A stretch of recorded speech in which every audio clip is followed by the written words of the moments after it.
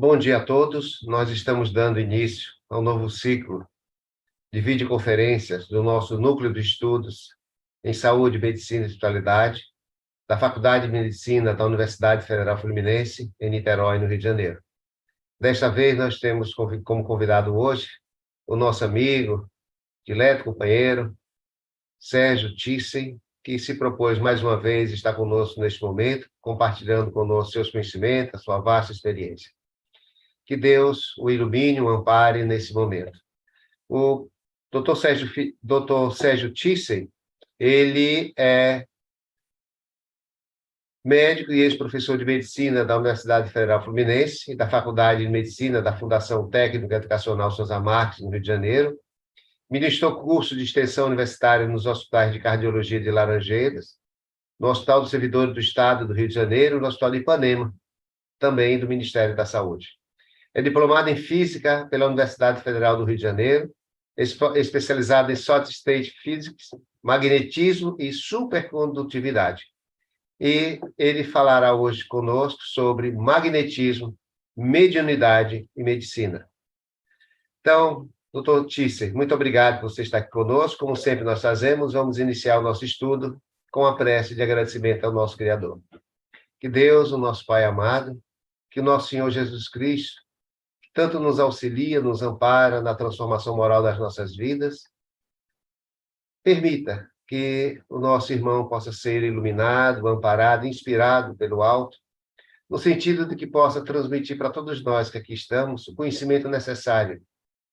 Conhecimento esse que faz com que nós olhemos para dentro de nós no processo de autodescobrimento, de autotransformação tão necessária nas nossas vidas, e permita nos trazer ensinamentos de como lidar com os nossos irmãos e humanidade, porque através do amar a Deus sobre todas as coisas e amar ao próximo como a si mesmo, nós estaremos seguindo adiante nessa escala evolutiva, transformando a nossa vida, transformando o mundo daqueles que nos cercam e transformando a humanidade como um todo.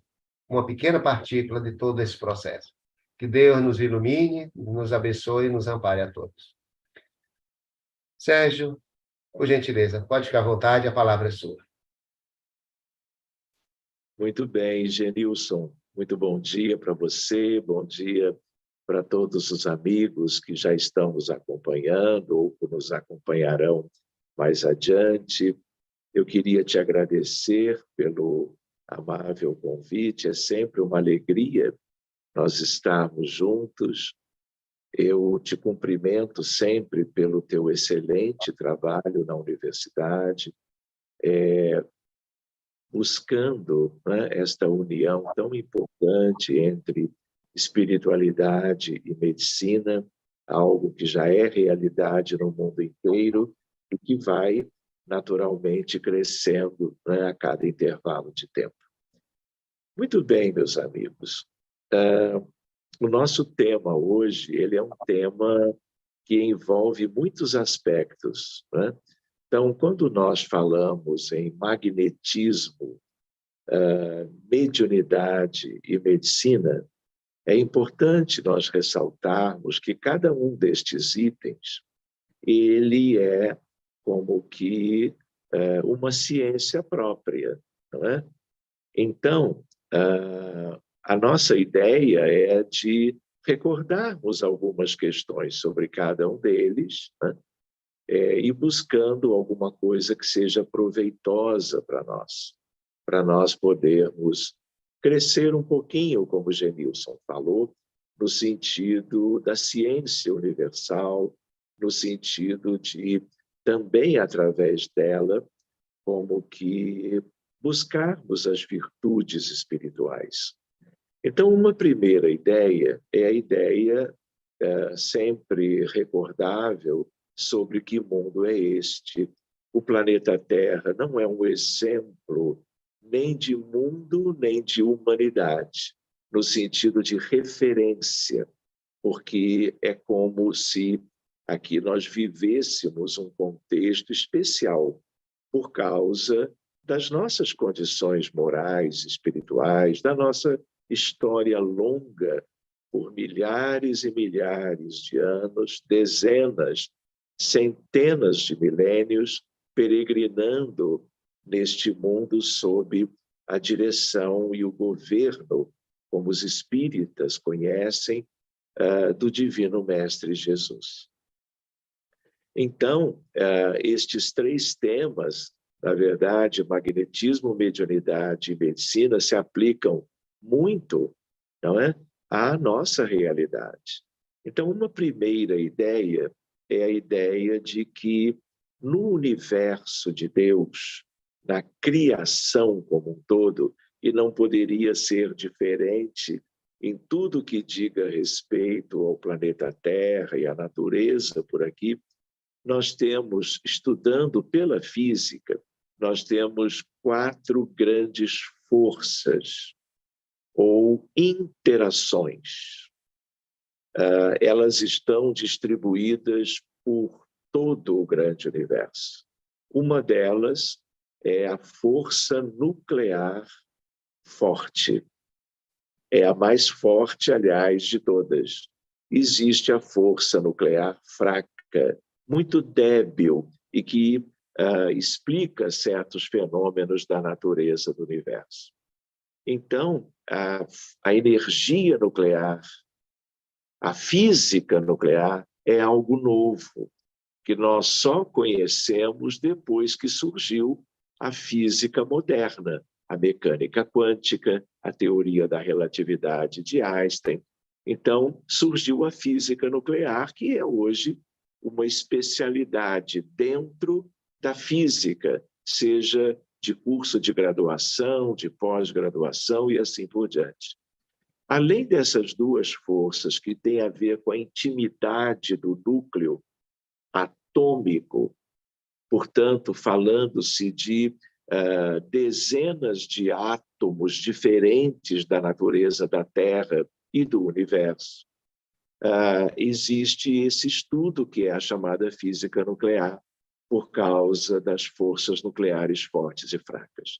Por outro lado, a mais débil de todas é a força gravitacional, mas ela é tão fundamental no universo que ela se torna gigante porque ela tem a ver com inúmeros fenômenos, que são fenômenos da vida das galáxias, dos conglomerados galácticos, dos sistemas solares, como é o caso nosso aqui, por exemplo, na questão muito simples entre a atração entre a Terra e a Lua. Mas nós não vamos entrar nesse departamento hoje. E a outra questão é exatamente uma outra força, uma outra interação, uma outra energia. Todas as outras também compreendem energias específicas, energia nuclear, energia gravitacional e assim por diante, é a questão do eletromagnetismo. Então, quando pensamos em eletromagnetismo, pensamos em luz, luz visível, ultravioleta, infravermelho, micro-ondas, raios cósmicos, raio-x e assim por diante. Tudo isto tem uma natureza dupla, dual.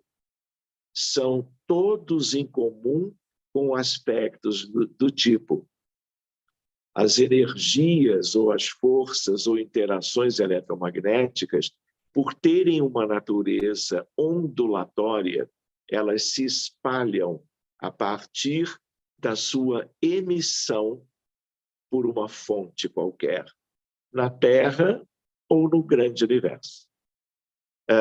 De tal maneira que nós temos essa ideia, que, aliás, você pode também adaptar às questões espirituais, a importância do pensamento. Pensamento e sentimento, a princípio, são irradiações eletromagnéticas da mente humana, da alma imortal. E nós precisamos conhecer isto.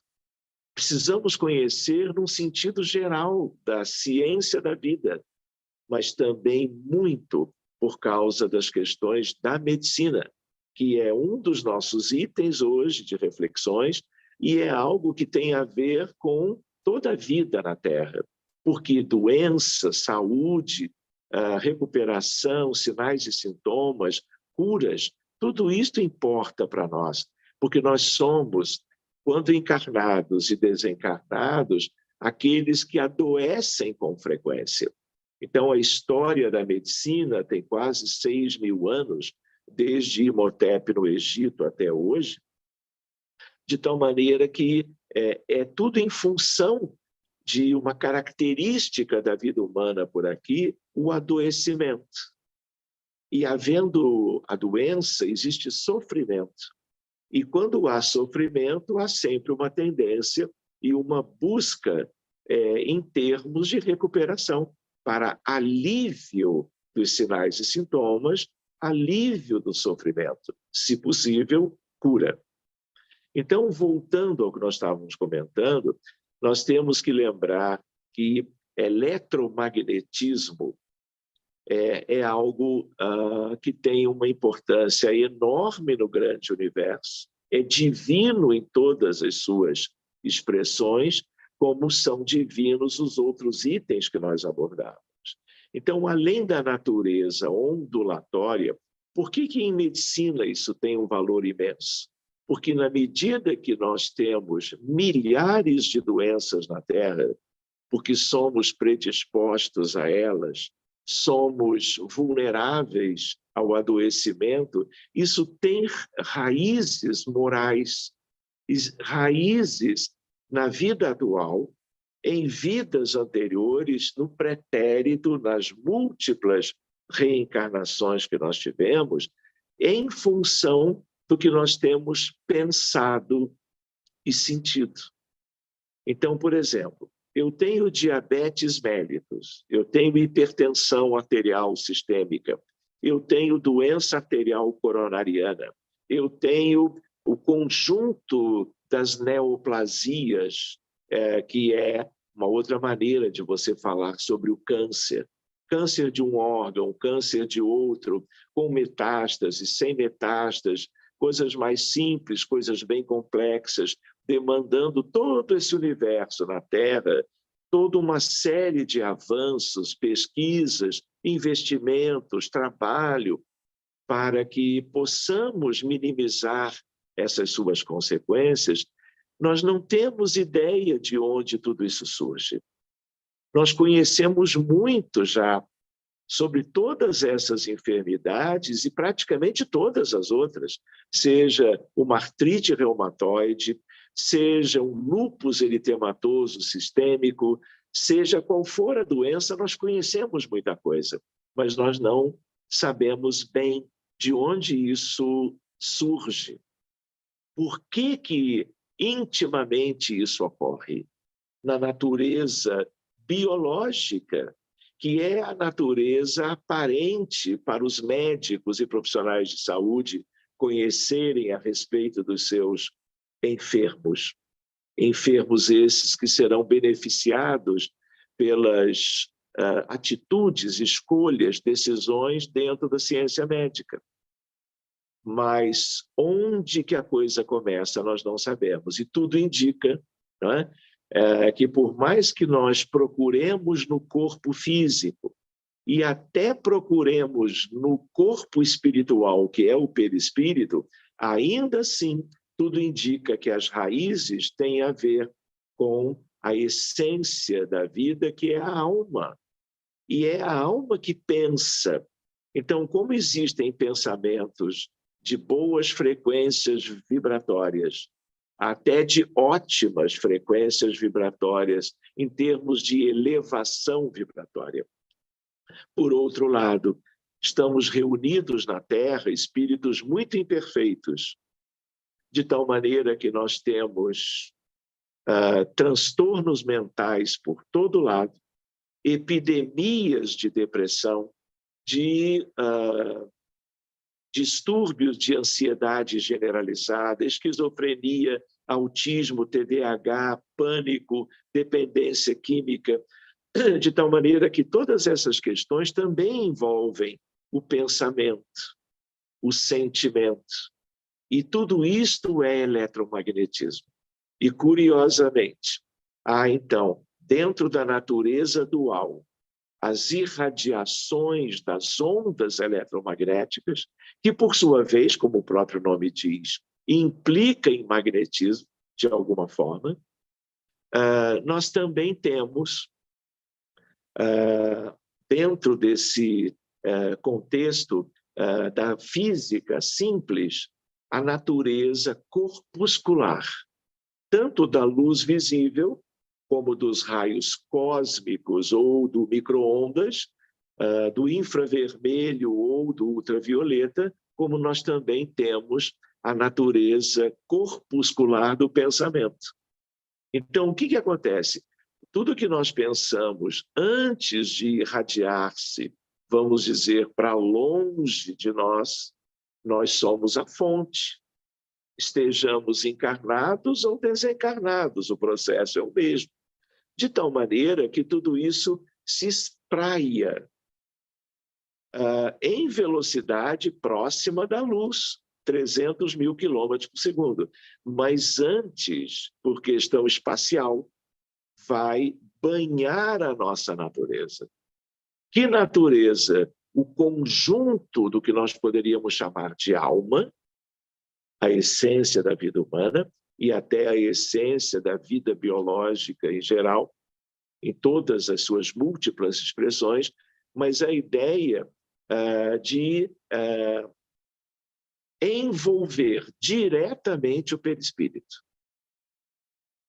funcionando para a harmonização e a saúde dessa estrutura maravilhosa que serve de elemento de ligação entre a alma e o corpo físico, mas banha todas as células do corpo biológico. E vai aquilo num processo incessante, porque nós pensamos 24 horas por dia. Estamos dormindo, estamos com as nossas almas desdobradas, não é? Em relação ao corpo, mas estamos pensando diuturnamente. E o que pensamos, o nosso padrão pelas nossas escolhas, que tem a ver com os nossos estudos, com a nossa condição de selecionarmos ideias, pensamentos e assim por diante, nós vamos ou iluminando, elevando os padrões vibratórios, ou, como é muito comum, nós vamos contaminando, nós vamos deteriorando, nós vamos causando danos ao perispírito e, por sua vez, danos ao corpo.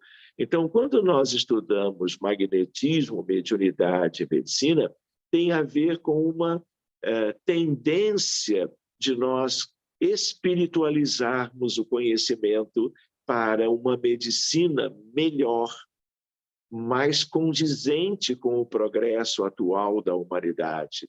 E para quê? Para que o entendimento avance, para que eu possa prevenir as doenças de outras formas e também eu possa obter e trabalhar no sentido do tratamento que alcance, vamos dizer assim, uma condição, estatisticamente falando, melhor no sentido do proveito da arte de curar, que é a medicina, que é um fenômeno histórico na nossa humanidade. Enfim, outra ideia importante é que o eletromagnetismo eu posso separar, estudar a parte elétrica da parte magnética, mas é uma força só, é uma interação somente. De tal maneira que estas coisas caminham juntas. E tudo que existe tem eletromagnetismo. Nossas almas, nossos perispíritos e nossos corpos físicos, nosso mundo celular. De tal maneira que há eletromagnetismo em tudo. É só eu, metodologicamente, procurar separar para estudar, mas sem perdermos a visão do conjunto. Porque é isso que vai me ajudar a compreender melhor as coisas. Então, por que nós, na medicina convencional, acadêmica, nós ainda não conhecemos quase nada apesar de conhecermos muitas coisas, porque temos conhecido desdobramentos distantes das origens. Mas nós temos que buscar conhecer as origens de tudo. E, do ponto de vista humano, estas coisas têm a ver com a condição de cada um. E, de um certo modo, uma compreensão que o Espiritismo nos ajuda a compreender é de que a Terra é um grande hospital. Por isso, tantas doenças, tantos problemas, tantos conflitos. Nós estamos aqui conversando sobre uma temática que relaciona, como eu gosto de lembrar, os 3 M's. Magnetismo, mediunidade e medicina, no sentido de um proveito consciencial para que nós avancemos buscando aquilo que, de fato, vai sempre cada vez mais importar de verdade como conhecimento para que possamos prevenir doenças e possamos curá-las, amenizá-las, mas curá-las também, na medida em que tivermos um melhor domínio das suas origens. Então, meus amigos, esta é, vamos dizer, uma interação importante para nós. Então, vamos ver algumas considerações sobre cada uma delas. Todo mundo conhece aqui na Terra, né? Todo mundo que frequentou a escola mais simples desde os primeiros anos, né? Dos bancos escolares, a ideia de matéria, de energia, a ideia de fluido e a ideia de magnetismo. Então, existe um estudo simples de magnetismo, mas existem estudos complexos. Se eu disser para vocês que a aurora boreal, que nos dá uma fenomenologia visível aos olhos humanos, de caráter extraordinariamente belo, né? Tanto no Polo Norte como no Polo Sul geográfico da Terra, mas não só da Terra, em outros lugares também, como Júpiter, como Saturno, nós temos as auroras boreais.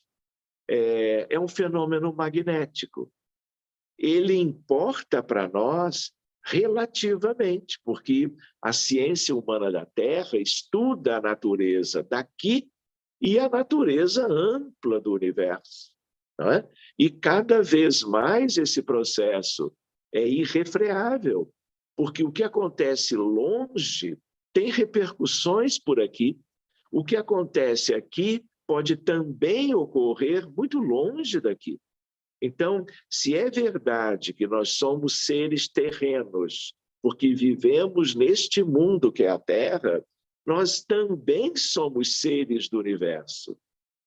De tal maneira que a ciência vai sendo cada vez mais ampla para que se descortine também o que existe, não é? No multiverso, no diverso, naquilo que hoje eu vou comentando com vocês. A grande maioria das pessoas sequer imagina o que seja, por exemplo, matéria escura, energia escura. Existem coisas lindas para nós até nos reunirmos num outro dia e estudarmos juntos. Por exemplo, a quintessência do universo. Então, os físicos, os astrofísicos, os cosmólogos trabalham há meio século na busca sobre o que são estas coisas. Quintessência é uma coisa linda do grande universo de Deus, mas também é da Terra. Também é algo que importa que conheçamos como matéria escura e energia escura. De tal maneira que nós precisamos avançar em tudo isto.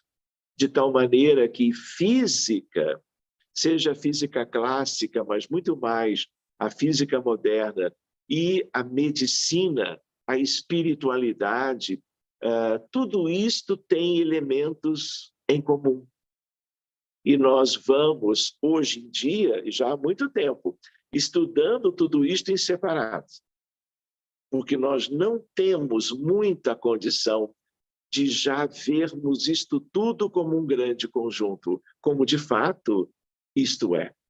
Mas, na medida em que avançamos, nós vamos podendo fazer inúmeras, como que, correlações entre as diversas expressões destes elementos que a ciência humana estuda, para que possamos voltar também boa parte deles, talvez até, meus amigos, os mais relevantes para a medicina, que é talvez a mais linda das ciências, a par da física, que é a ciência mãe do universo.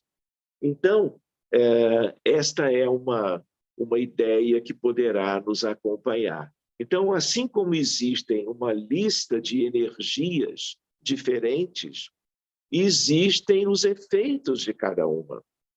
Então, existe a energia magnética e o efeito é a imantação.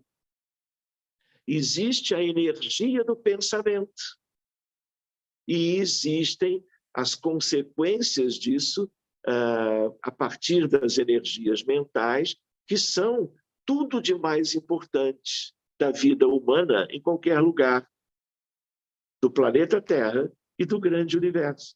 Porque o que caracteriza os filhos de Deus, pensando no grande todo? A capacidade de pensar, de sentir e de viver a vida humana é em função disto. Eu queria lembrar com os amigos que, além de aurora boreal, eu vou me lembrar de uma época, vocês me permitem, eu fiz medicina primeiro, né? Há 2 dias atrás, a minha turma completou 45 anos de formatura. Mais adiante, eu entendi que eu precisava estudar física e entrei de novo para a universidade e dediquei vários anos para completar a graduação e fazer os créditos do mestrado em física. Naquela época, eu pensando na tese de mestrado, um colega da física, da UFRJ, aqui no Rio de Janeiro, me propôs, colega não, professor de física, que eu me dedicasse à cardiologia, que já era a minha especialidade, com as questões da física. Querem ver uma curiosidade? Nós fomos trabalhar na PUC do Rio de Janeiro, no laboratório de biomagnetismo.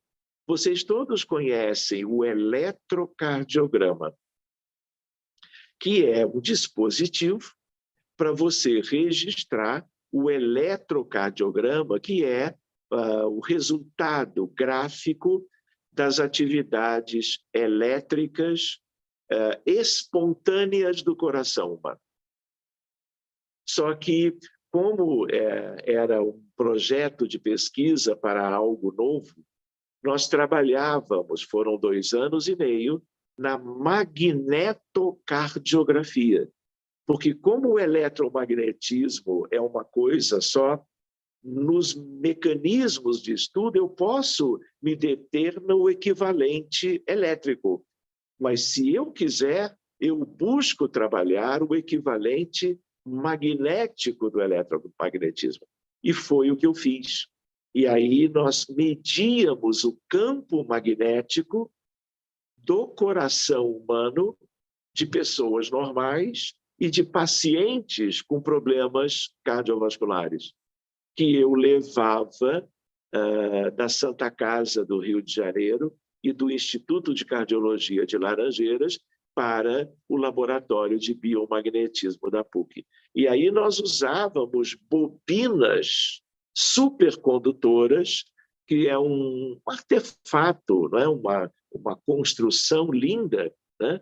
Em muito baixas temperaturas, para eu trabalhar a supercondutividade, para que eu possa ter análise magnética das células, no caso de um órgão vital, o mais vital de todos, que é o coração humano. E aí foram anos de pesquisa, várias publicações, etc. Então, é só para que vocês vejam e me acompanhem na ideia de que existe o magnetismo de várias formas. A aurora boreal, os fenômenos de supercondutividade, por exemplo, a ressonância magnética nuclear, comum e funcional. A medicina mudou por causa dela em termos de método de imagem e de investigação dos problemas médicos de uma maneira geral, que se traduzem em mudanças morfológicas das estruturas biológicas humanas, né? A ressonância nuclear é magnética porque ela usa a propriedade das bobinas supercondutoras, magnetismo, para que as células anatômicas normais e as células doentes repercutam o que esse campo magnético gerado em torno impôs às células. E aí você usa a computação para fazer isso se traduzir em imagens diferentes. O que é o Tesla? Tesla são tipos diferentes de medidas de ressonâncias nucleares magnéticas com aparelhos de diferentes potências, e Tesla é a medida do magnetismo imposto ao corpo humano, para que você possa ter as respostas e traduzi-las em imagens. Então, nós, quando pensamos em magnetismo, pensamos nos ímãs. Não é algo que nós, quando éramos crianças, gostávamos muito de manusear por causa de atração e repulsão, não é? Então, essas estruturas da natureza da Terra, que são os ímãs, são os melhores exemplos, aliás, que nós nunca esquecemos, de propriedades de atrações e repulsões. Isso é espontâneo no planeta Terra, porque o planeta Terra tem muito material de óxido de ferro magnético, que é o ímã. Então, lá atrás, de onde surgiu o nome magnetismo? Surgiu da Magnésia, região do sul da Grécia, onde os barcos eram feitos, claro, com material férrico, e as montanhas da Magnésia criavam fenômenos para estas embarcações. Elas ficavam sendo puxadas para o porto, tinham dificuldades para serem lançadas ao mar. E aí foi se vendo o que era isto? Era uma propriedade destas montanhas cheias de óxido de ferro magnético. De tal maneira que essa ciência começa há milhares de anos atrás, a partir de algo inusitado daquela altura. O trem de levitação magnética, Japão e China, países ricos, porque é uma tecnologia muito cara, de tal maneira que você lá tem trens há décadas que viajam a 500 km por hora, quase a velocidade dos aviões. Por quê? Porque as bobinas supercondutoras, magnetismo, faz com que os trens levitem. E aí o trem não toca nos trilhos. E aí ele ganha um impulso inicial e não para mais. Só para se for freado.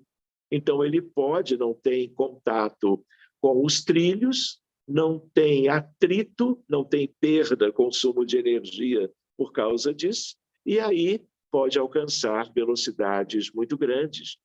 Não é? Alcançar-se-iam velocidades ainda maiores, mas aí o risco de descarrilamento, ou o risco de elementos negativos para o transporte de pessoas ou cargas seria algo que não se poderia controlar. Então, existem velocidades máximas aí. Então, a ideia, por exemplo, a Terra é um grande ímã, porque no seu interior, no magma da Terra, você tem ferromagnetismo de sobra. Nem todos os planetas do Sistema Solar o possuem, mas a Terra sim. Por isso que o magnetismo é uma ciência que importa nós conhecermos por aqui.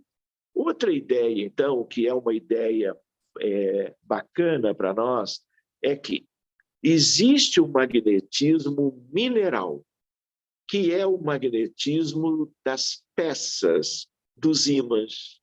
É o magnetismo da bússola, que é uma agulhazinha imantada. E como a Terra é um grande magneto, por causa da quantidade de ferro enorme lá dentro, existem as linhas de força do campo magnético da Terra, gerado pelas propriedades intrínsecas do nosso planeta. Então, a navegação astronáutica, de uma certa forma, tudo aquilo que depende de localização geofísica na Terra, depende das bússolas, mais ou menos simples ou mais complexas, de tal maneira que aquela movimentação norte-sul, leste-oeste é em função do magnetismo da Terra. Então, a aurora boreal, a levitação magnética, magnetocardiografia, magnetocardiograma fetal, enfim, desdobramentos dessa ciência, tudo isto é do magnetismo mineral. Mas aí vem uma outra questão, né? É um outro magnetismo, que tem alguma correlação com o primeiro, mas é muito de analogia, que é o magnetismo que a humanidade vem estudando como que há mais tempo. Então, o magnetismo dos espíritos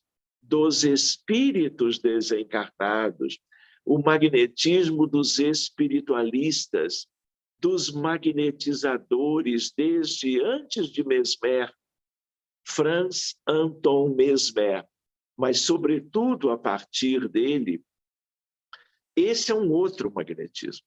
O magnetismo dos hipnotizadores é diferente.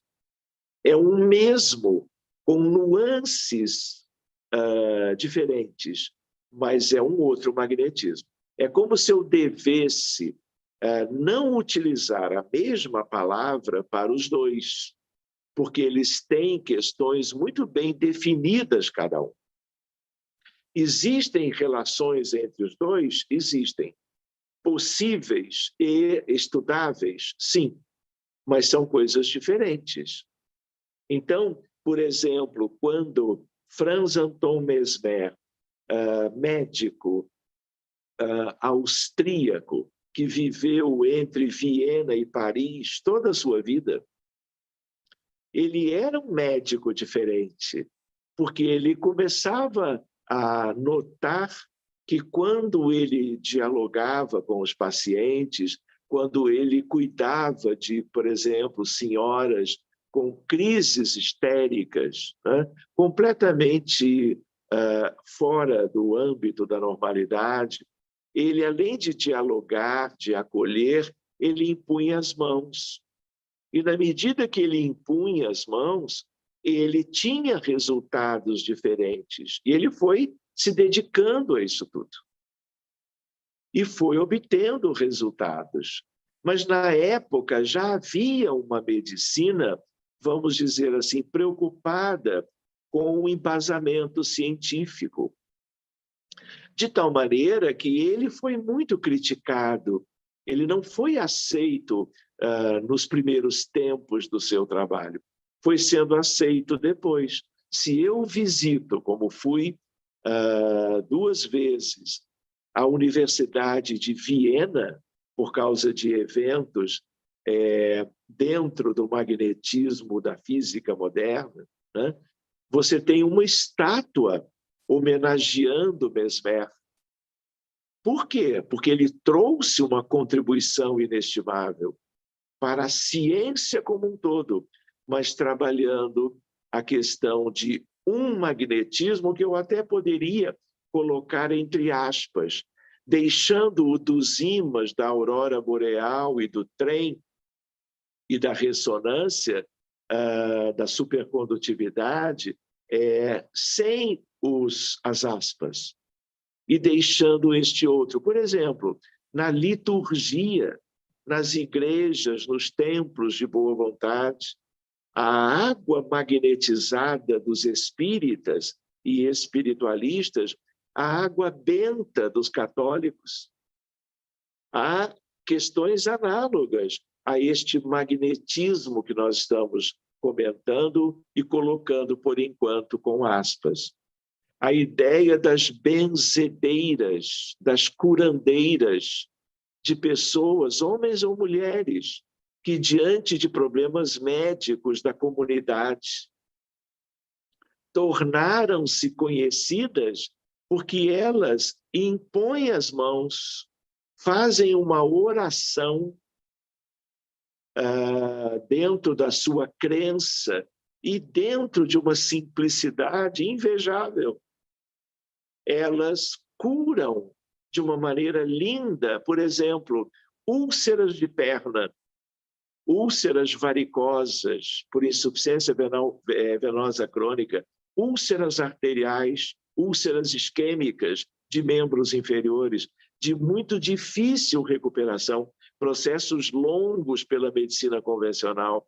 Muitas vezes as pessoas tentam, visitando os profissionais de saúde, as unidades de medicina de família e comunidade, as UPAs, os postos, e não tem o melhor resultado.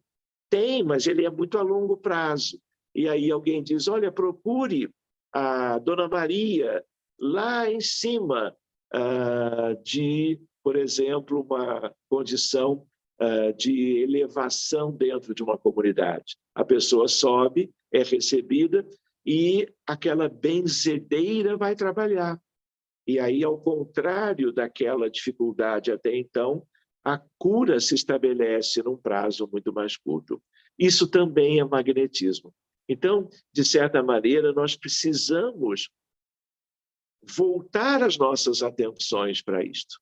E aí você poderia fazer uma série de correlações históricas nesse grande apanhado de conhecimentos, deixando o magnetismo sem aspas dos ímãs como algo de correlação, de analogia, de ilação, para buscarmos estudar aquilo que, como nos hipnotizadores, na fluidoterapia espírita, o passe da casa espírita, o passe de uma instituição de Umbanda, o processo é o mesmo, só que nós precisamos estudar isto melhor.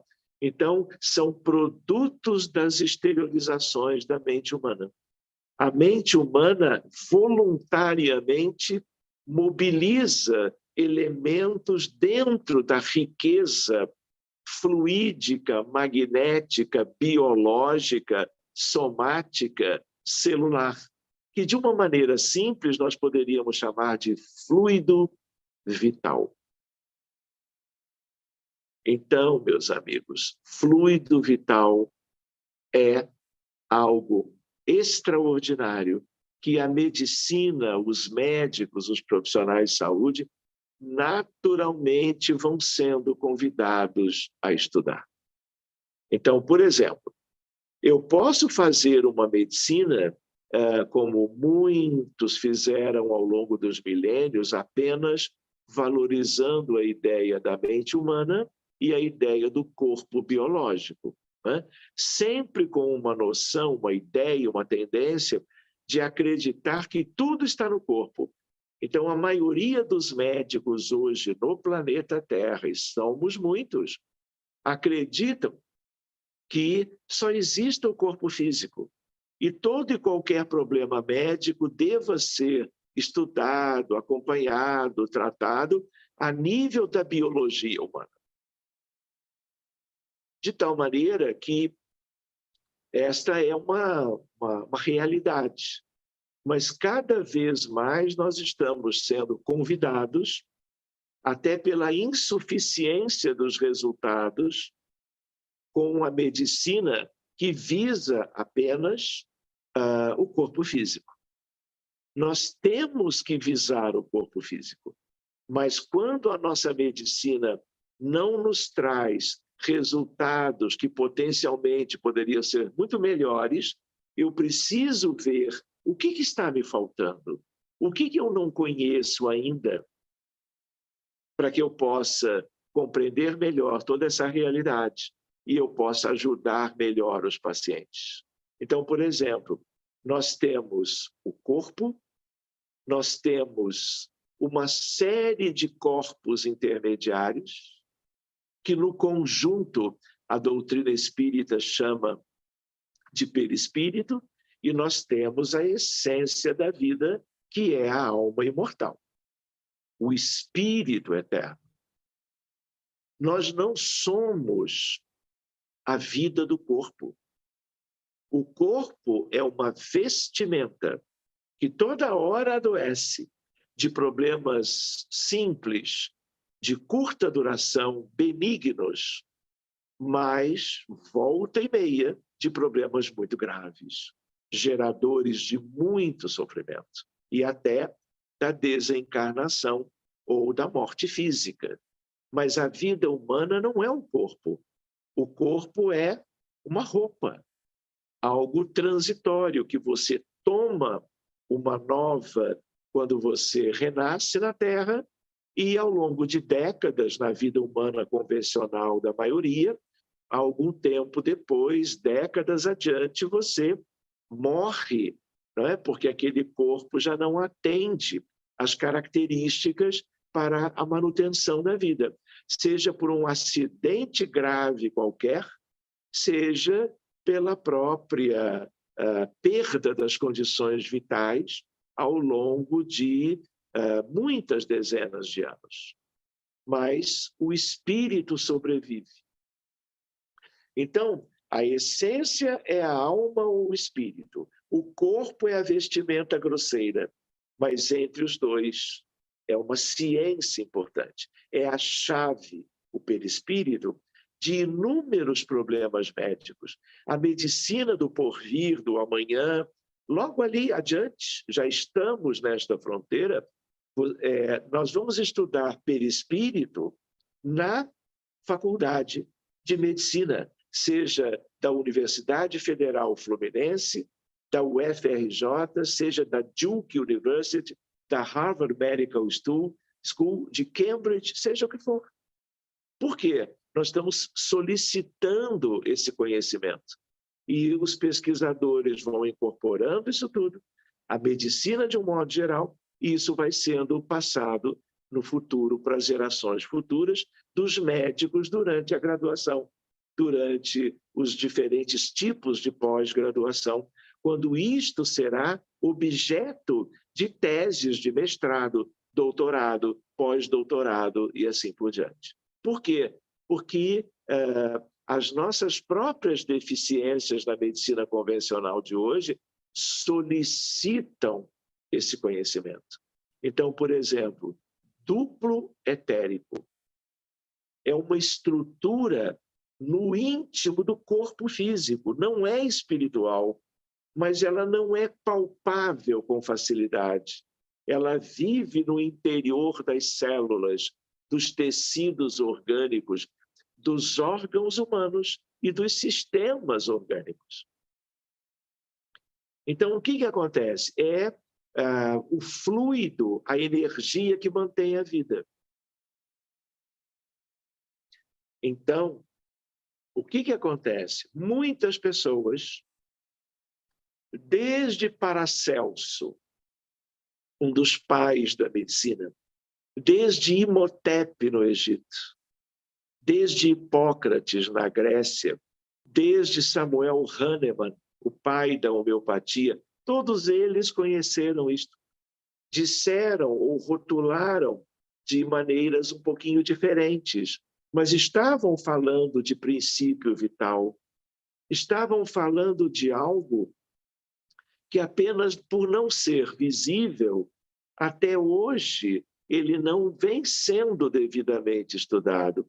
Mas quando os magnetizadores, antes de Mesmer, ele próprio, depois de Mesmer, como Deleuze, como Barão de Dupotet e outros, aliás, contemporâneos de Allan Kardec, que também era magnetizador, todo este conjunto de pensadores da história da medicina, da ciência de um modo geral, eles entendiam o fluido vital como algo que alguns terapeutas podem emanar, podem irradiar de si mesmos.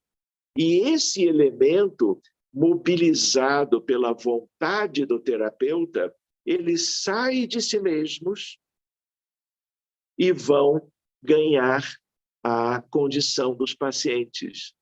E como aquele que doa, em geral, doa por amor, doa fraternalmente, esse fluido que é básico para todo mundo, todos os seres humanos encarnados. Os desencarnados não têm esse fluido vital. Tem outros fluidos, outros elementos fluídicos, mas esses são dos seres vivos, vamos dizer, dos corpos biológicos. Nem todas as pessoas têm a propriedade de projetá-los fora de si. Todos o possuem, porque é o garantidor da vida. Se desenvolve desde a vida embrionária, fetal, desde o pós-nascimento, a infância, a juventude, a vida adulta. Isso é biológico, humano, amplo e geral. E aí o que acontece? Algumas pessoas, espontaneamente, têm esta habilidade, condição, como algo que às vezes parece do acaso, mas o acaso não existe. Ou se existe, existe em domínios específicos, não é? Como na mecânica quântica, na teoria probabilística quanto à nuvem dos elétrons. Mas esse é outro tema. Então, o que acontece? Quando nós estamos trabalhando a ideia do magnetismo, este do nosso tema, que se liga à medicina, que se liga à mediunidade e ao animismo destes terapeutas, o que acontece? Você pode projetá-los. É como se você juntasse uma pilha carregada ao lado da pilha descarregada de um paciente enfermo de um câncer, por exemplo. E aí você coloca os dois juntos e o fluido vital do terapeuta vai abastecer. E esse abastecimento, ele é algo específico, mas quando esse fluido é doado e recebido, ele vai ter uma importância em diversos sistemas orgânicos do paciente, seja o sistema imunológico, sejam as glândulas endócrinas, seja o aparelho cardiovascular, o sistema nervoso central.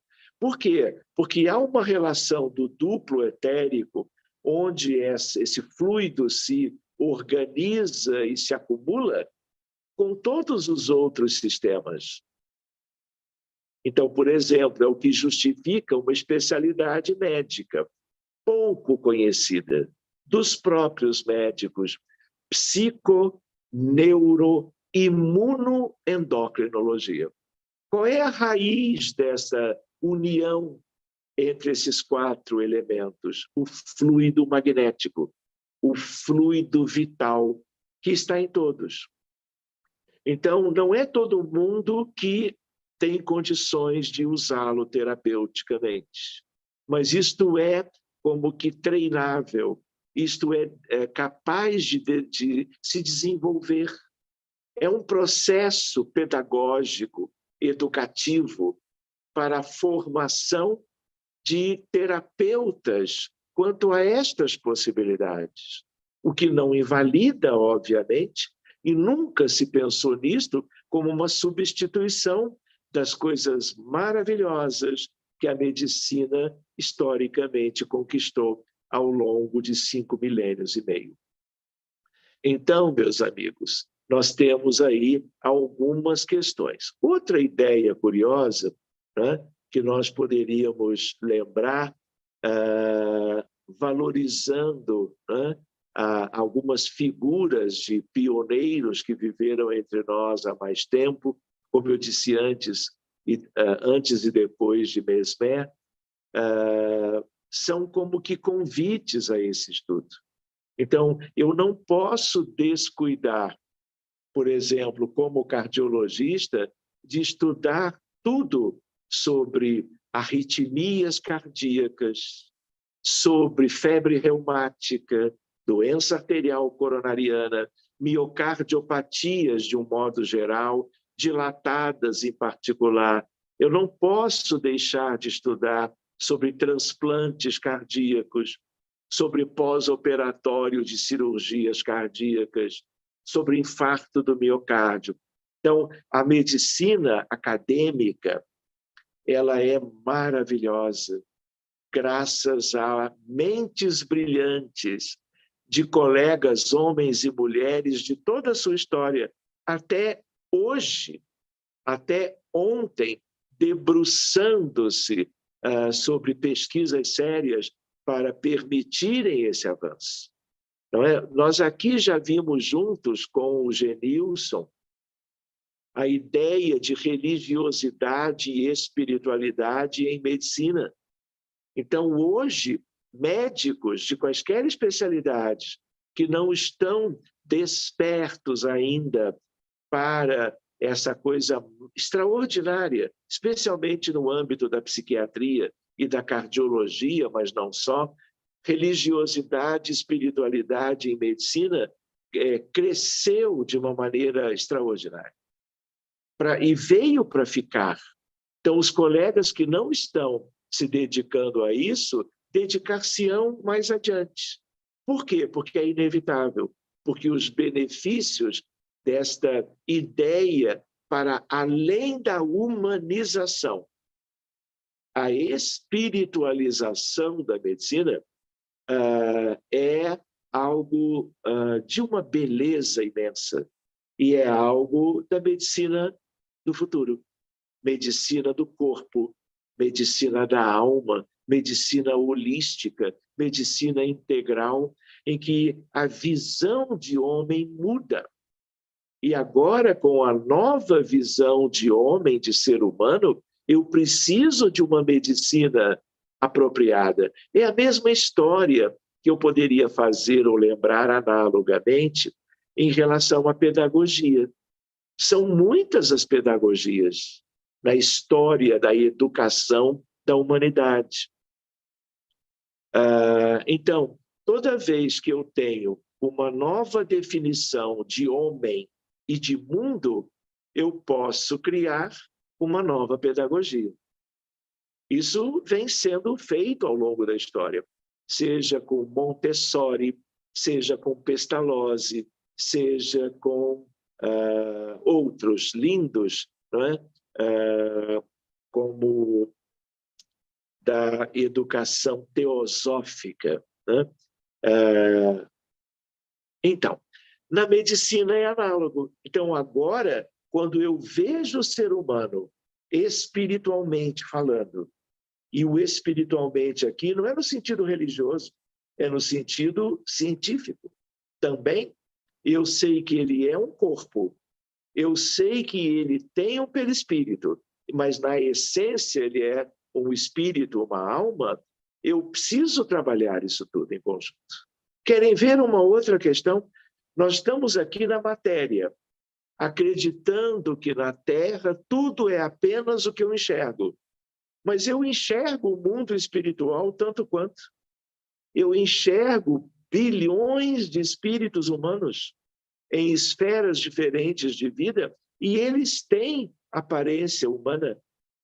Eles têm corpos perispirituais, como nós também temos, e eles adoecem. Eles estão, muitos deles, doentes do outro lado. E há médicos, enfermeiros, terapeutas, assistentes, atendentes, não é? Trabalhando em hospitais próprios do mundo espiritual, postos de acolhimento, de auxílio. Por quê? O que vocês pensam, meus amigos, dito de uma maneira curiosa? Por exemplo, Covid-19.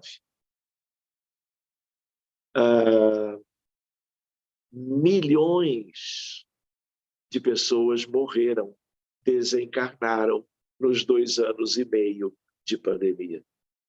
Tivemos dias no Brasil de 4.200 pessoas morrendo a cada 24 horas. Nos Estados Unidos, a mesma contabilidade. Conhecendo a mediunidade, participando de reuniões mediúnicas, sabendo das agruras dos que chegam no mundo espiritual exaustos, depois de 3, 4 semanas em terapia intensiva, com os colegas e profissionais de saúde usando todos os recursos para salvá-los. Ainda assim, todos estes desencarnaram, chegaram no mundo espiritual com seus perispíritos completamente exauridos. Nós poderíamos deixá-los em recuperação, como todos têm esse direito, mas teriam que levar ou despender intervalos de tempo enormes até que se completasse a recuperação. A partir de obséquios e de atitudes dos benfeitores espirituais, mas conhecendo esta área do trabalho mediúnico, sei lá, há décadas, quando nós, por exemplo, cuidávamos de vítimas de um acidente aéreo ou de Brumadinho, procurando cuidar dos desencarnados todos, em 1 ou 2 reuniões, oferecendo a recuperação pelo fluido magnético. Porque o fluido nosso magnético, dedicado aos desencarnados, é uma usina maravilhosa. E quando nós aprendemos isto, nós colaboramos humildemente com os espíritos desencarnados para um aceleramento ou aceleração deste processo de recuperação. Então, a doação fluídica para os desencarnados foi permitindo os espíritos se levantando de imediato. Nós vimos campos magnéticos gerados por nós para regiões do mundo espiritual que acolheram desencarnados pela Covid-19. Então, a ideia deste magnetismo ajudando na medicina para os mortos. Aí alguém poderia pensar, mas por que você vai se dedicar aos mortos se há tanto que se dedicar aos vivos? Porque não importa estarem do lado de cá ou do lado de lá. Todos são seres humanos, somos todos irmãos uns dos outros. E se nós temos um tesouro instrumental para uma dinâmica melhor, para o refazimento, a renovação, o fortalecimento da condição vital deles no mundo espiritual, nós vamos deixar essa ferramenta guardada? Então, meus amigos, existem muitas questões muito interessantes dentro desta perspectiva do magnetismo, da mediunidade e da medicina. É um magnetismo além dos ímãs.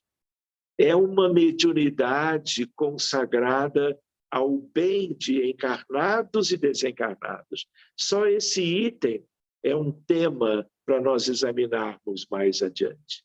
E a medicina, que vai se ampliando de uma maneira tão extraordinária e podendo envolver a contextos e seres humanos, pessoas, almas, espíritos, como nós se fôssemos médicos em outras gerações mais antigas, nós não conseguiríamos vislumbrar. Mas agora, graças aos pioneiros, graças ao conhecimento da mediunidade aplicada à medicina, né, nós temos ferramentas muito boas e que nos entusiasmam no sentido de nós cooperarmos, cuidando daqueles que estão vivendo o sofrimento causado por uma infinidade de diagnósticos em medicina. Eu digo para os amigos, diria para o Genilson, nós teríamos inúmeras outras questões nesse momento para vermos juntos, não é? Mas talvez fosse interessante nós deixarmos este tempo, ainda desta manhã de hoje, para vermos os comentários, não é? As eventuais questões de vocês. Eu me lembro da mediunidade de efeitos físicos, mediunidade de efeitos intelectuais, mediunidade missionária, mediunidade de parceria, mediunidade fenomênica. São vários itens muito bonitos, mas nós podemos voltar a eles amanhã ou depois.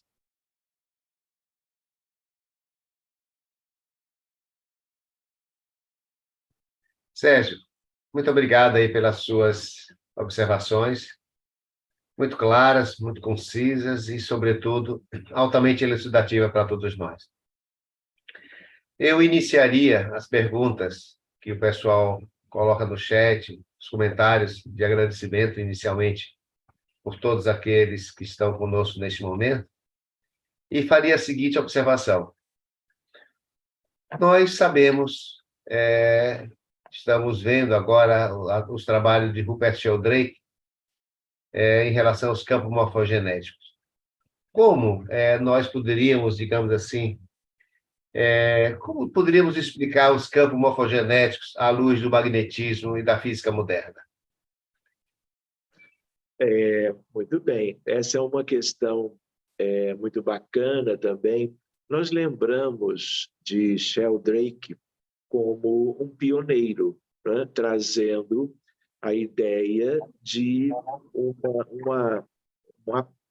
uma profundização do conhecimento da condição humana, sob o viés e um olhar de um cientista, que até então não havia conhecido, vamos dizer, certos aspectos espirituais e espíritas. Então, ele usou maneiras diferentes, né, de trabalhar os campos ou realidades íntimas, distintas, múltiplas da criatura humana. Então, há toda uma analogia entre estes campos, porque, em verdade, Genilson, tudo no universo são campos. Então, o campo gravitacional, o campo nuclear forte, o nuclear fraco e o campo eletromagnético são os grandes campos. Não existem menores, são estes, pelo menos pelo que a ciência alcançou até agora. Agora, quando você traduz campos morfogenéticos, ele traz a ideia de morfologia e, portanto, forma. Campos geradores de formas. E a relação da gênese destes corpos com algo que até então a medicina acadêmica não conhecia. Então, a mecânica quântica, ela está em tudo, do infinitamente pequeno. Nós temos que cuidar, Genilson, porque no afã de alguma questão de desenvolvimento das noções sobre o universo e a vida, muita gente vem usando e mencionando ideias supostamente da física quântica que nada tem a ver com a física. Então, nós temos que cuidar um pouquinho. As pessoas estão usando, abusando, eu diria, da expressão quântica para proveito pessoal, rotulando, usando a expressão quântica como um adjetivo, porque o que é quântico, de um modo geral, atrai a atenção das pessoas. E as pessoas acham que é uma coisa mágica, que é uma coisa fora do comum, que é uma coisa inusitada e capaz de tudo, divina. Aquilo que verdadeiramente é quântico é extraordinariamente importante, mas não como o ser humano que não estudou utiliza a expressão para ganhar espaço de algum modo, fora outros que também querem ganhar economicamente. Isso é uma outra coisa. Mas não podemos deixar de lembrar que tudo que é grande antes é pequeno, é o somatório das coisas pequenas. Então, por exemplo, eu posso fazer analogia entre questões quânticas e questões do fluido cósmico universal. Eu posso trabalhar o magnetismo terapêutico ou de cura e esse fluido, que é a raiz de tudo. Era o que Paracelso chamava de... como é que era o nome disso? Magnes. Olha a semelhança da palavra. E Paracelsus era de século XVI, época dos descobrimentos, por exemplo, do Brasil, 1500 e pouco. Então, ele foi tentando fazer essa correlação. Mas Sheldrake trabalha no sentido de oferecer à comunidade científica uma perspectiva nova. Querem ver outra coisa linda que tem a ver com isto? Bióforos e biofótons. São elementos mínimos das células. Um deles no citoplasma, outro é uma espécie de um laser do DNA do núcleo atômico. Quando eu chego a esse departamento, eu estou lidando com elementos quânticos. E eu já estou nas raízes dessa questão do magnetismo terapêutico. Então, recomendamos vivamente o estudo de Rupert Sheldrake para que qualquer colega da área médica, da área da saúde, que queira se enfronhar, não é? Visite os seus livros. Depois nós podemos colocar os títulos principais, né? Para que as pessoas se familiarizem. Então, aí, todo um entrelaçamento interessante também. Perfeito. O pessoal tem agradecido, excelente palestra, linguagem simples e clara. Propicia a compreensão total para todos os ouvintes. Gratidão. É da Lisete Valadão. A Luciana Martins diz, que riqueza, gratidão. A Sheila Azevedo diz, sempre aprendendo com seus ensinamentos, gratidão. Eu volto a fazer uma nova pergunta para você, Sérgio.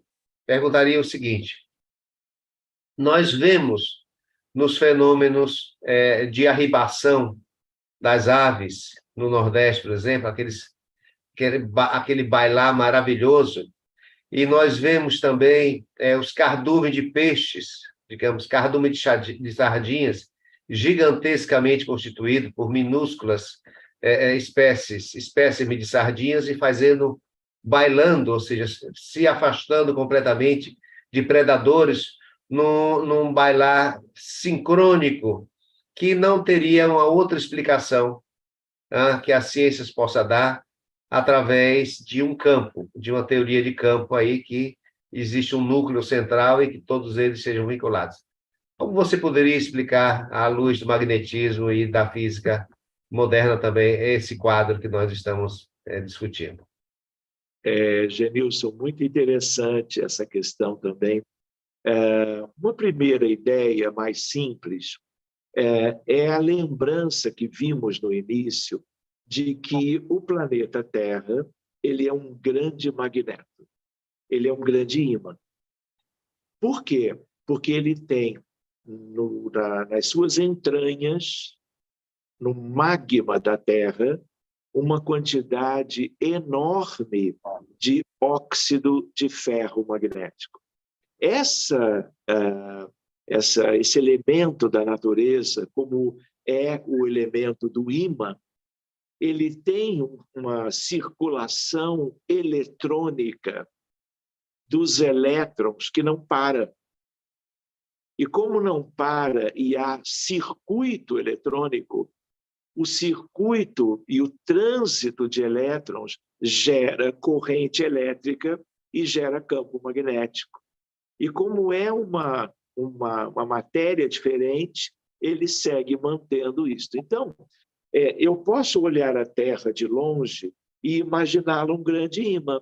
E aí eu imagino entre o polo norte magnético, que não é igual ao geográfico, e o polo sul magnético, eu tenho linhas de campo como que enfeixando todo o planeta.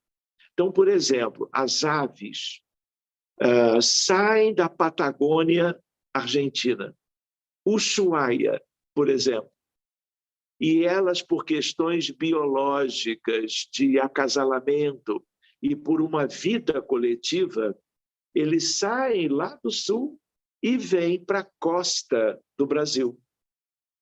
E migram, e todos eles enfileirados, e não perdem o rumo.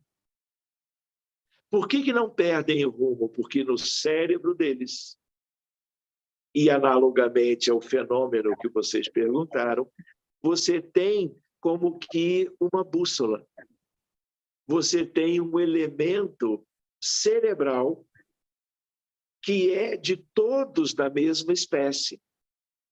E aquilo faz com que eles possam viajar, por exemplo, 10, 15 mil quilômetros sem se perderem. Por quê? Porque eles têm a linha de força. Lembra do ímã, quando você brincava?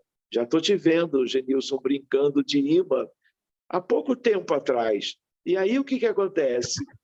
Você pegava limalha de ferro, lembra? Pozinho de ferro. Se você jogava em cima do ímã, você identificava as linhas de força. Isso era experiência de colégio. Lembra? Aula de ciências, aula prática. E aí, imagina isso no todo do planeta Terra. Você não vê as linhas de força da Terra, mas elas estão lá. E esses animais, peixes, andorinhas, aves maiores, eles veem, entre aspas. E essa visão é a visão necessária e suficiente para deslocamentos de pequeno, médio ou grande porte sem se perderem.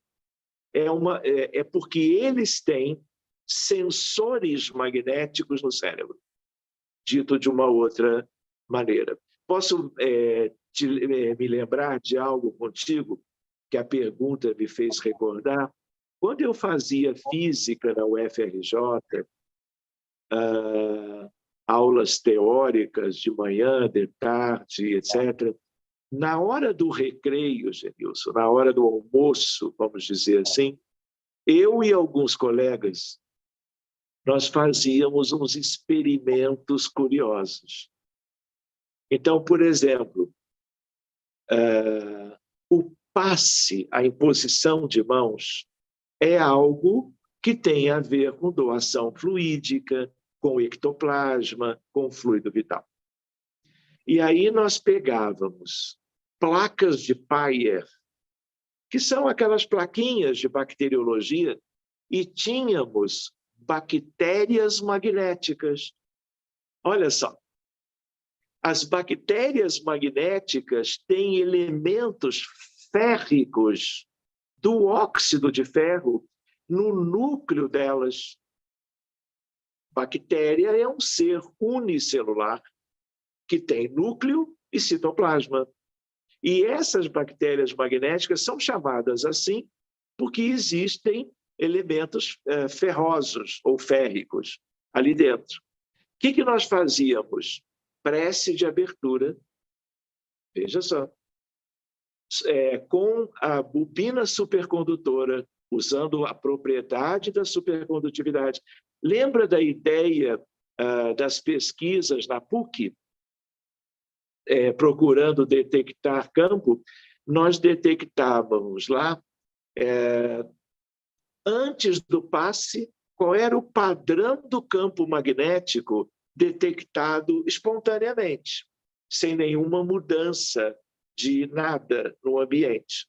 Dávamos o passe e medíamos as propriedades magnéticas das bactérias magnéticas depois do passe. Uma comparação para vermos se algo tão delicado que ou são as propriedades magnéticas de seres pequenininhos como as bactérias, poderiam nos mostrar aquilo que seria benéfico pela imposição de mãos.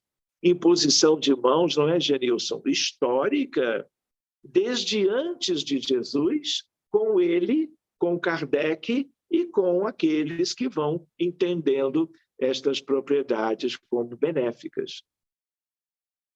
Perfeito. Sérgio, nós te agradecemos imensamente por você estar aqui várias vezes. Lembrando que essa é a primeira parte da sua apresentação, que nós, daqui a 2 semanas, teremos o encerramento das nossas atividades no dia 23, e conforme nós combinamos desde lá no início do ano, você faria a nossa prece de encerramento às vésperas do Natal, no dia 23, na sexta-feira, e que você falaria sobre Jesus. Muito bem. Muito bem. Então, Sérgio, eu quero que você, neste momento agora, eu te peço humildemente, que ao encerrarmos nossas atividades de hoje, eu sempre peço aos palestrantes que aqui vêm que deixem uma mensagem para casa. O que você diria para todos que estiveram conosco, que estarão no futuro, ao assistir essa palestra de novo? O que você diria para eles, como mensagem para casa? Genilson, antes de tudo, eu queria te agradecer novamente, né, todo esse seu trabalho na fronteira entre medicina e espiritualidade, no estado do Rio de Janeiro e beneficiando o Brasil como um todo, nesse despertar que é de todos nós, no sentido de vermos um progresso relevante em prol dessa coisa linda que é a arte de curar, que é a medicina. Ou, pelo menos, a arte de se buscar os elementos de cura e de prevenção. Eu gostaria de lembrar que, quando nós falamos, vejam, de magnetismo, de mediunidade e de medicina, nós não podemos deixar de lembrar que, por estarmos em dezembro, mesmo já com o agendamento de vermos outras questões sobre isto, né, tudo nos remete ao espiritual, tudo nos leva ao amor, à bondade, ao benefício que a fraternidade pode ensejar. Quantos não foram, não é, Genilson, aqueles espíritos tão iluminados, tão amorosos, que foram se sacrificando ao longo da história, não é? Cuidando de enfermos, trabalhando as questões teóricas sobre como ajudar as pessoas. E a medicina como uma ferramenta extraordinária nesse sentido. Mas, de tudo isto, a figura excelsa, a figura sublime, a figura que ninguém ainda conhece de verdade. Nós temos noções sobre Jesus, mas nós devemos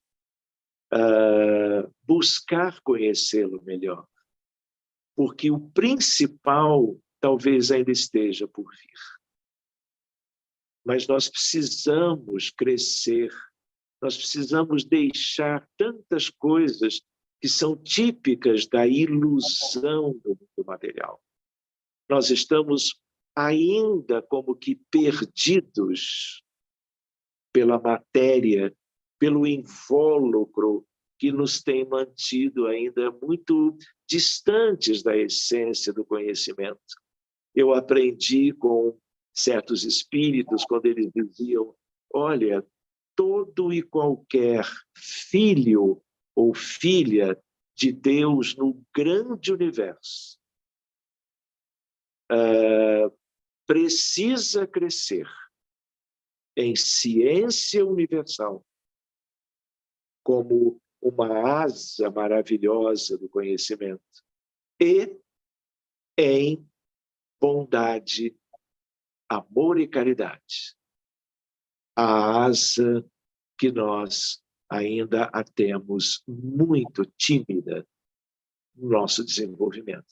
Então, podemos trabalhar tantas coisas lindas cientificamente, cosmologia, astrofísica, magnetismo nas suas incumbências, mas o que importa não é isso. E se Jesus nos mostrou tantas coisas para nosso conhecimento futuro, ele de imediato falava sobre a oração, sobre a cura. Ele não propunha a ideia de, nas circunstâncias, nós orarmos e vigiarmos. A oração é magnetismo puro. Não é um convite a uma vida de melhor qualidade do ponto de vista moral, amoroso, fraternal, universal. Então, se nós somos uma humanidade tão pouco aperfeiçoada, é porque os nossos vícios ainda nos atrapalham em tudo. A tríade devastadora do egoísmo, do orgulho e da vaidade. Olha o que nós vivemos hoje, Genilson. De 1º de janeiro de 2022 até hoje, nós temos 1 milhão de suicídios. De 1º de janeiro até hoje, nós temos 40 milhões de abortos induzidos. Nós estamos aqui conversando, vários países em guerra, Iêmen, Síria, Haiti, Ucrânia, países lindos da África. Então, o que é isso? É a nossa deficiência maior, que é toda a moral. Mas nós temos Jesus nos ensinando sobre a compaixão, a empatia, a solidariedade, a humildade. Então, meu amigo, a medicina não será diferente, não vai se adiantar para o grande futuro enquanto nós não trabalharmos as questões morais e espirituais intrínsecas da vida dos filhos de Deus, que na Terra adoecem muito porque viveram tanto tempo distraídos pelas seduções do mundo material. Então, meu amigo, sigamos abraçados e, como você, propondo com tantos colaboradores tão bonitos, aquilo que nos ajude a um despertar para a verdadeira vida. Lembrando de Jesus como governador da terra, como o nosso grande exemplo de amor e sabedoria. Muito obrigado, Sérgio, pelas suas palavras, pelo amor que as envolve. E temos a certeza absoluta que cada um fazendo a sua parte, procurando fazer o melhor de si, fará com que a humanidade cresça, lenta e gradualmente, mas cresça no mecanismo valvular. Então vamos fazer a nossa prece de agradecimento a Deus pela sua presença entre nós e pela certeza absoluta do despertamento, da sensibilidade, da certeza absoluta que Deus está conosco, nos amparando, nos iluminando, que cada um fazendo a sua parte que lhe cabe na obra da criação para podermos crescer e progredirmos, permita que, através do amor, que cobre a multidão de pecados, através da prática e do trabalho no bem, no serviço em direção ao próximo, possamos cada vez mais, todos nós juntos, em um só pensamento, em um só desejo sincero de servir, possamos agradecer a Deus por esse momento que passamos juntos, mas, sobretudo, rogando ao Pai Celestial que abençoe e ilumine a humanidade, todos os seres da criação, porque todos eles são almas ainda em formação que precisam do crescimento, do amor e da proteção dos seus irmãos mais velhos, que são os irmãos humanos. Muita paz, Senhor, para todos nós. Que assim seja. Obrigado, Sérgio. Mais uma vez, e até dia 23 de dezembro agora, tá bom? Muita Muito bem, luz. obrigado, Tigres. Um abraço em todos. Muito obrigado. E até uma próxima oportunidade para todos.